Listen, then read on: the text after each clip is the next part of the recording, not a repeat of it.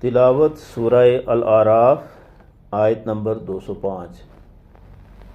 اعوذ باللہ من الشیطان الرجیم، بسم اللہ الرحمن الرحیم۔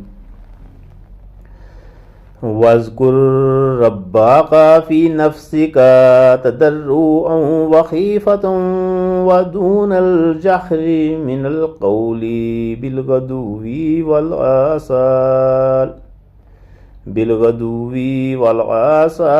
وَلَا تَكُن مِّنَ الْغَافِلِينَ۔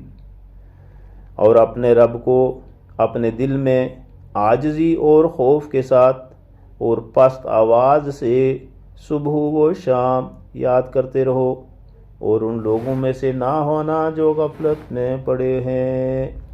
صدق اللہ العظیم۔